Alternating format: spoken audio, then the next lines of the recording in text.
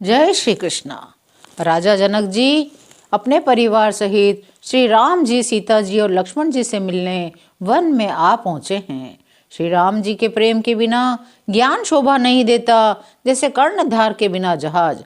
वशिष्ठ जी ने जनक जी को बहुत प्रकार से समझाया। तदनंतर सब लोगों ने श्री राम जी के घाट पर स्नान किया। स्त्री पुरुष सब शोक से पूर्ण थे। वह दिन बिना ही जल के बीत गया। प्रियजनों एवं कुटुंबियों का तो विचार ही क्या किया जाए। पशु पक्षी और हिरणों तक ने कुछ आहार नहीं किया। निमिरा, जनक जी, रघुनाथ जी और दोनों ओर के समाज ने दूसरे दिन सवेरे स्नान किया। सब बड़ के वृक्ष के नीचे जा बैठे। सबके मन उदास और शरीर दुबले हैं। जो दशरथ जी की नगरी अयोध्या के रहने वाले, जो मिथिलापति जनक जी के नगर जनकपुर के रहने वाले ब्राह्मण थे, जो सूर्यवंश के गुरु वशिष्ठ जी, जनक जी के पुरोहित शतानंद जी, जिन्होंने सांसारिक अभ्युदय का मार्ग तथा परमार्थ का मार्ग छान डाला था, वे सब धर्म, नीति, वैराग्य और विवेक युक्त अनेकों उपदेश देने लगे। विश्वामित्र जी ने पुराने इतिहास कह कहकर सारी सभा को सुंदर वाणी से समझाया। तब श्री रघुनाथ जी ने विश्वामित्र से कहा, हे नाथ, कल सब लोग बिना जल पिए ही रह गए थे, अब कुछ आहार करना चाहिए। विश्वामित्र जी ने कहा, रघुनाथ जी उचित ही कह रहे हैं, 2.5 प्रहर दिन आज भी बीत गया। विश्वामित्र जी का रुख देखकर जनक जी ने कहा, यहाँ अन्न खाना उचित नहीं है। सब आज्ञा पाकर नहाने चले। उसी समय अनेकों प्रकार के बहुत से फल, फूल, पत्ते, मूल आदि बहेंगियों और बोझों में भर भर कर कोल की रात ले आए। श्री राम जी की कृपा से सब पर्वत मन चाही वस्तु देने वाले हो गए। वे देखने मात्र से ही दुखों को सर्वथा हर लेते थे। वहाँ के तालाबों, नदियों, वन और पृथ्वी के सभी भागों में मानो आनंद और प्रेम उमड़ रहा है। बेलें और वृक्ष सभी फल और फूलों से युक्त हो गए। पक्षी, पशु, भौरे अनुकूल बोलने लगे। उस अवसर पर वन में बहुत ही उत्साह था, आनंद था। वन की मनोहरता वर्णन नहीं की जा सकती, मानो पृथ्वी जनक जी की पहनाई कर रही हो। श्री राम जी के गुरु वशिष्ठ जी ने सबके पास बोझे भर भर कर आदर पूर्वक भेजे। तब वे पितर, देवता, अतिथि और गुरु की पूजा करके फलाहार करने लगे। इस प्रकार 4 दिन बीत गए। श्री रामचंद्र जी को देखकर सभी नर नारी सुखी हैं। दोनों समाजों के मन में ऐसी इच्छा है, सीताराम जी के बिना लौटना अच्छा नहीं। श्री सीताराम जी के साथ वन में रहना करोड़ों देवलोकों के निवास के समान सुखदायक है। श्री लक्ष्मण जी, श्री जानकी जी, श्री राम जी को छोड़कर जिसको घर अच्छा लगे, विधाता उसके विपरीत है। जब देव सबके अनुकूल हों, तब श्री राम जी के पास वन में निवास हो सकता है। मंदाकिनी जी का तीनों समय स्नान, आनंद और मंगलों की माला रूपी श्री राम का दर्शन, श्री राम जी के पर्वत, कामदनाथ, वन और तपस्वियों के स्थानों में घूमना, अमृत के समान कंद मूल और फलों का भोजन, 14 वर्ष सुख के साथ पल के समान बीत जाएंगे। यह कहते हुए सब लोग बड़े आनंद से रह रहे हैं। सब लोग कह रहे हैं, हम इस सुख के योग्य नहीं हैं, हमारे ऐसे भाग्य कहाँ। दोनों समाजों का श्री रामचंद्र जी के चरणों में सहज स्वभाव से ही प्रेम है। इस समय सब मनोरथ कर रहे हैं। उनके प्रेम युक्त वचन सुनते ही सुनने वालों के मनों को हर लेते हैं। उसी समय सीता जी की माता श्री सुनैना जी की भेजी हुई दासियां कौशल्या जी आदि के मिलने का सुंदर अवसर देखकर आई। उनसे यह सुनकर सीता जी सबकी सब सासुएं इस समय फुर्सत में हैं। जनक राज का निवास उनसे मिलने आया। कौशल्या जी ने आदर पूर्वक उनका सम्मान किया, समयोचित आसन लाकर दिए। दोनों ओर सबके शील और प्रेम को देखकर सुनकर कठोर वज्र भी पिघल जाते हैं। शरीर पुलकित और शिथिल हैं, नेत्रों में शोक और प्रेम के आंसू है।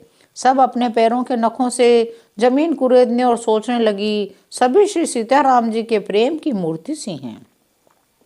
सीता जी की माता सुनैना जी ने कहा, विधाता की बुद्धि बड़ी टेढ़ी है, जो दूध के फेन जैसी कोमल वस्तु को वज्र की टाँकी से फोड़ रहा है।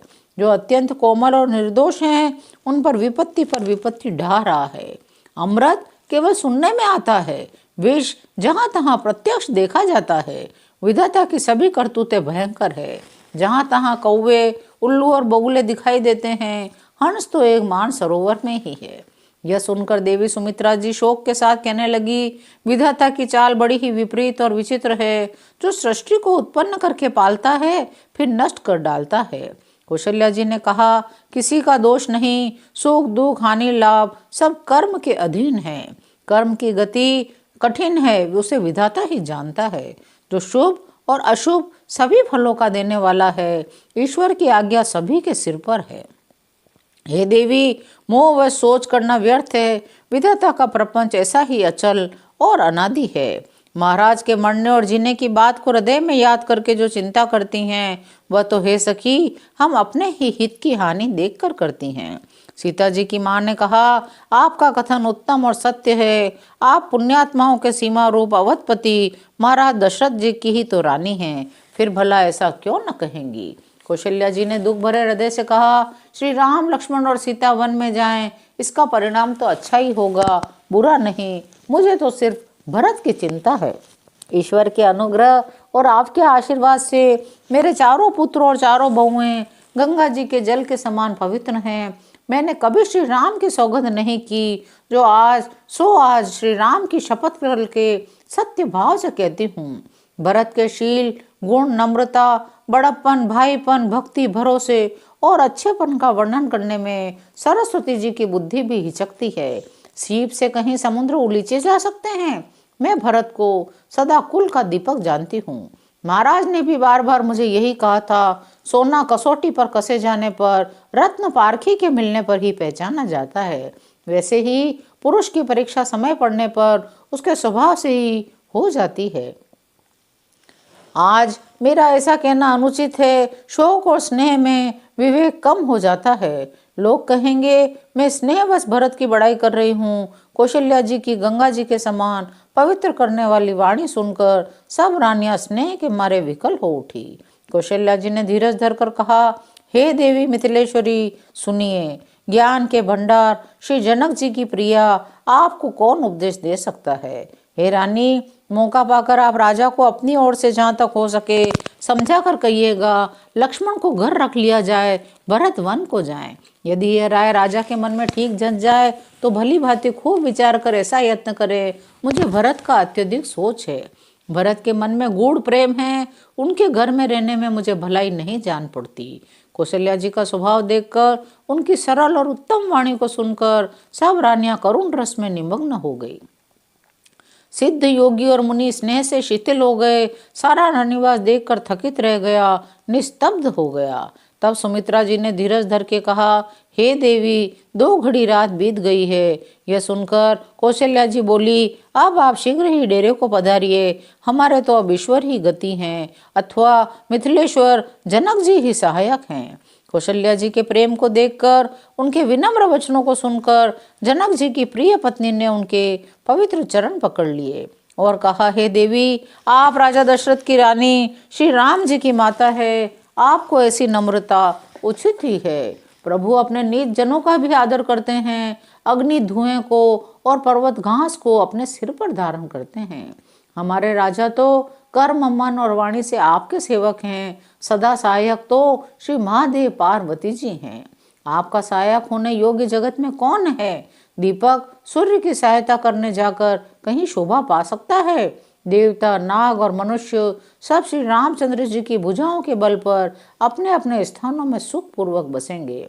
याज्ञवल्क्य के मुनि ने पहले ही कह रखा है, मुनि का कथन कभी झूठा नहीं हो सकता। ऐसा कहकर बड़े प्रेम से पैरों पड़कर सीता जी को साथ भेजने के लिए विनती करके सुंदर आज्ञा पाकर सीता जी समेत सीता जी की माता डेरे को चली।